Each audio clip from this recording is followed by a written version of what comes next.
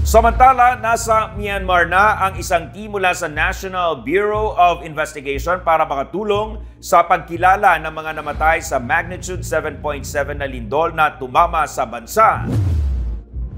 Nasa Mandalay ngayon ang mga eksperto sa NBI Disaster Victim Identification Division. Naroon kasi ang gumuhong Sky Villa Tower na isa sa mga pinakamatinding tinamaan ng lindol.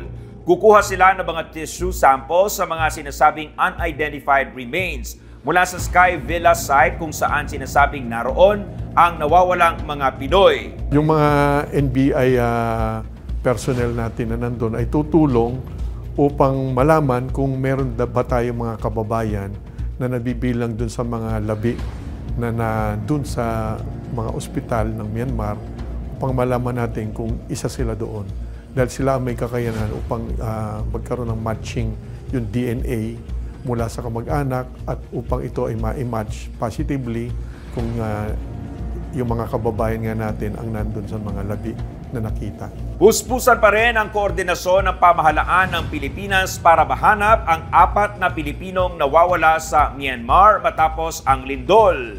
Dagdag pa ni Yusek Nepomuceno, naka-standby ngayon sa lungsod ng Mandalay ang 25 miyembro ng Urban Search and Rescue Team ng Pilipinas na tutulong sa paghahanap sa mga nawawalang Pinoy na pinaniniwalaang nasa loob ng Sky Villa Tower nang ito'y gumuho matapos ang 7.7 magnitude na lindol.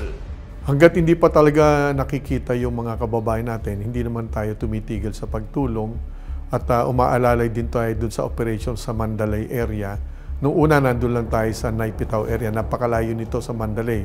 Sa Naypyidaw, ang assignment natin ay yung Jade City Hotel.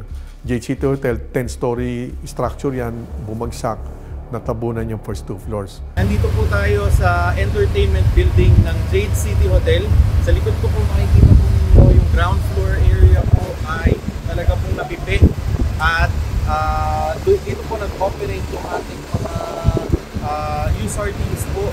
Since noong April 2 po na pagdating natin, nag-conduct po sila ng technical search using our live locators. Pero unfortunately po, kahapon nga po ang na-recover po ay cadaver na po ng isang male. At yun nga daw po ay hindi umano ay yung head waiter ng building, nitong entertainment building. At kung mapapansin po ninyo, sa kaliwa ko naman po mayroon pong marking ng asbestos. Yan po ang hinaharap na mga challenges ng ating team po dito sa Myanmar. Alam po natin na yung asbestos ay isa sa mga dangerous chemicals, lalo na po pag nalalangkap. At kung makikita po ninyo doon sa may bandang ilalim, yun po yung entrance dati. Talagang pipi siya. Dito po, sumiksik yung ating team. Tungkol po sa video po na una po naming sinend, dito lang po, ganito lang po kaliit yung talagang pinasukan po ng mga SAR-teams po natin na kasama dito sa Myanmar. Sa Sky Villa, kung nasaan nandun yung ating mga kababayan, ay nandun din yung isang team natin ng USAR upang makaalalay doon sa mga nag-ooperate na doon galing sa iba't ibang bansa.